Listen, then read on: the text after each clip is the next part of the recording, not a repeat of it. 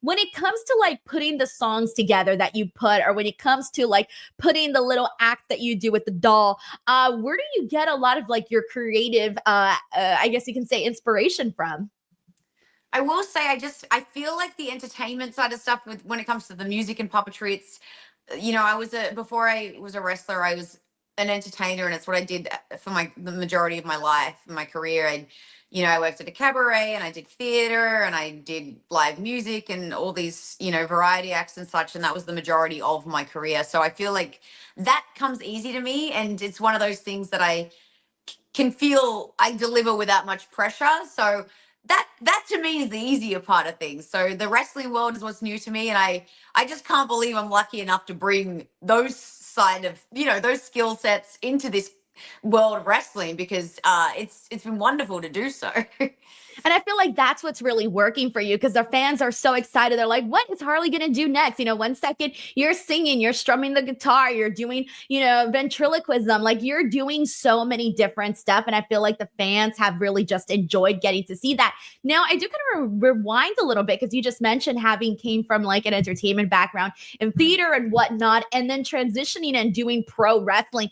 It's similar, but also two totally different worlds. So how did you go from like, okay, I'm doing cabaret, I'm doing theater, and hey, all of a sudden I'm going to go put my body on the line in a totally different way and get in the ring and be a wrestler?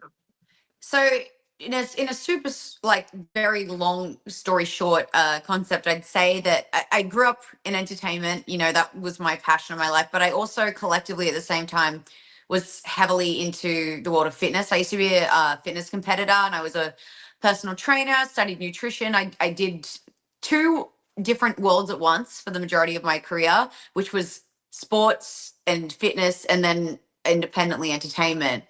Moving to America, and I became enveloped in the wrestling world, and everyone that I knew and was around was in wrestling.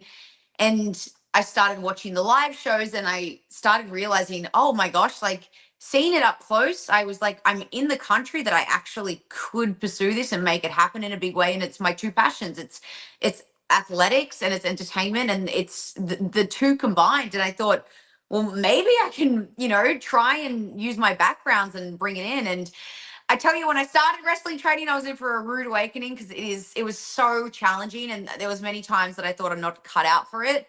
But I thought, no, if I really work at this, that I could do this, and I'm just very lucky that it worked out. I'm very, very thankful to be where I am. What do you think changed? Like, what did you do differently? Was it just like repetition and continuing to practice and all of that? But what do you think changed from like, all right, I may not be cut out for this, to all of a sudden, like, hey, I can go out there, I can put on these matches, I can be signed with AEW. What changed for you? I think that honestly, again, the entertainment side of stuff to me came easy. I had a history in fitness and athletics in different ways, but when I actually got in the ring and I felt running the ropes, taking bumps, everything that came with the actual physical side, it was a very rude awakening, because I feel like until you do it, you don't ever really appreciate how difficult it is. And a part of me thought, well, I did all these bodybuilding shows, but that doesn't make me able to do what these amazing athletes can do.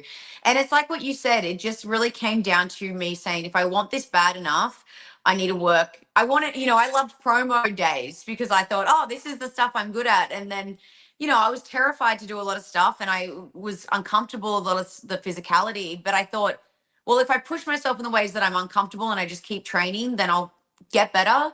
I I literally go from work still to this day. I land from the airport, I go to the ring, I train, and I just put the work in the ring, because I know that's where I have to. I'm very new to the in-ring work, but I also have, amazing coaches and people around me that I just want to learn from. And it all comes with definitely, I need to expand the repetition in the ring. That's what I will always continue to need to grow on. And I'll train forever. I think that I'm just so passionate about it that I just want to keep learning and getting better. But that's definitely been the hardest part for me. The physicality, the other stuff I feel pretty comfortable with, but the physicality has been it's been a wake up call.